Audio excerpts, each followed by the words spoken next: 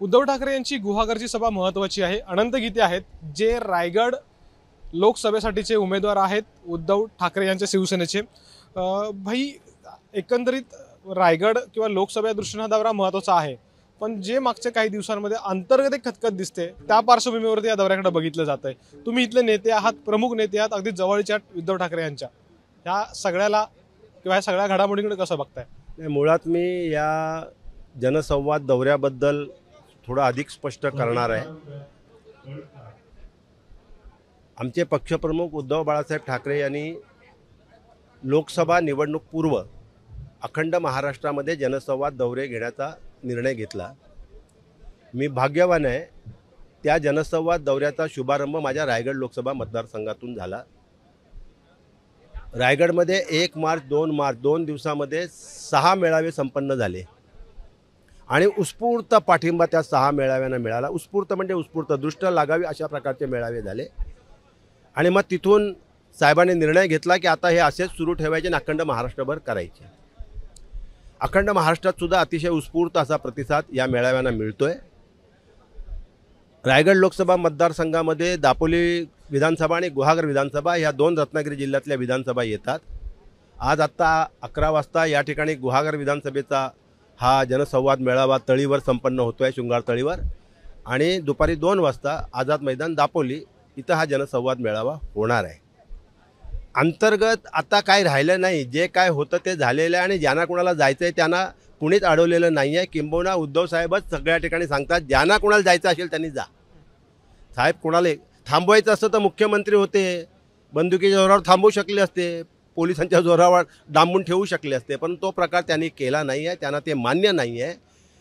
ते जनतेसमोर आलेत आणि म्हणून त्यांनी सांगितलं की आता न्याय मला जनतेनं द्यायचा आहे, न्याय मला मतदारांनी द्यायचा आहे आणि म्हणून जनतेशी मतदारांशी संवाद साधण्याकरता हा संवाद दौरा आहे। आता अंतर्गत अजिबात कुजबूज नाही आहे, कुठलाही कलह नाही आहे, कुठलीही नाराजी, कुठल्याही प्रकारची नाराजी नाही आहे। आजचा हा मेळावा तुम्ही आता इथे कव्हर करणार आहात, तुम्हाला प्रत्यक्ष मेळावा पाहायला मिळेल। आज या ठिकाणी मी जाहीर करतोय की 100% या मतदारसंघातून रायगडचा खासदार तर मी होणारच आहे, परंतु गुहागर विधानसभा मतदारसंघातून आमदार भास्कर जाधव हे पुन्हा आमदार होतील।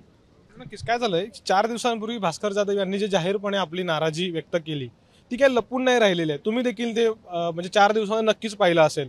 त्या पार्श्वभूमीवरती हा जर प्रश्न त्याच्याशी या दौऱ्याचा आणि या मेळाव्याचा काहीच संबंध नाही आहे। अंतर्गत नाही, काही नाही, बिलकुल नाराजी नाही आहे।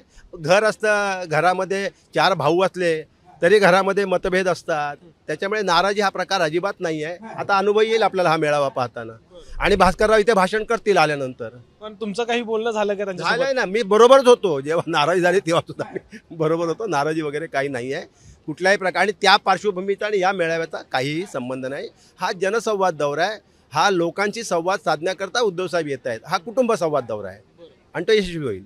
मला एक सांगा की अगदी रामदास कदम आहेत, त्यांनी तर अगदी चॅलेंज दिलं की तुम्ही इथं या ज्या ठिकाणी मुख्यमंत्र्यांची सभा झाली तिथंच त्यांची सभा होती, म्हणजे उद्धव ठाकरेंची, आणि त्यांचं म्हणणं तुम्ही इथं या आणि बाहेरून माणसं आणू नका आणि सभा यशस्वी करून दाखवा। हे आता माझ्यापेक्षा तुम्ही अधिक खुलासा करायला पाहिजे मीडियानं, बाहेरून कोण माणसं आणतं, कोण येतात। मुख्यमंत्री आले की सगळे सरकारी कर्मचाऱ्यांनी भरलेलं असतं। सरकारी जेवढे PSU आहेत, MIDCच्या सगळ्या कंपन्यांना सुट्या देतात अधिकाऱ्यांना।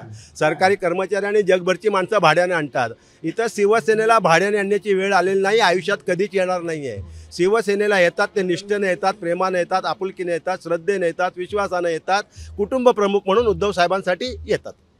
त्यामुळे इथे भाड्याचा प्रश्नच नाही आहे। एकही माणूस इथे तुम्हाला सापडणार नाही आणि त्यांच्यापेक्षा दुप्पट गर्दी तिथे पण। आणि हे मेळावे त्यांना उत्तर देण्याकरता नाही आहेत, हे मेळावे आमचे अगोदर ठरले आहेत, आमचे ठरले म्हणून त्यांनी घाई करून आधी घेतलेत। शेवटचा प्रश्न घेतो, जागा किती येतील राज्यातला हा तर निकालांती स्पष्ट होईल, पण कोकणात सध्या जे काही महाविकास आघाडीमध्ये दिसतंय समन्वय आहे असं म्हणायचं का? म्हणजे महायुतीतल्या गोष्ट वेगळ्या राहिला, पण तुम्ही महाविकास आघाडीचे नेते आहात। आघाडीमध्ये निश्चितपणे समन्वय आहे। 15 तारखेला उद्या संध्याकाळी अलिबागला रायगड लोकसभा मतदारसंघाची इंडिया आघाडीची पदाधिकाऱ्यांचे मेळावा बैठक अलिबागला उद्या लावलेली आहे। अखंड लोकसभा त्या ठिकाणी पदाधिकारी आघाडीचे उपस्थित राहतील। मी अख्ख्या महाराष्ट्राचं सांगत नाही, पण मुंबईसह कोकण जे 12 लोकसभेचे मतदारसंघ आहेत यापैकी 10 इंडिया आघाडी जिंकेल।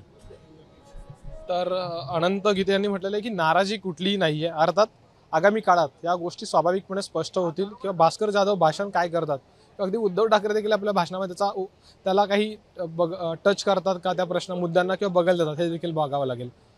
कॅमेरामॅन महबूब शेखसह अमोल मोरे, एबीपी माझा, गुहागर, रत्नागिरी.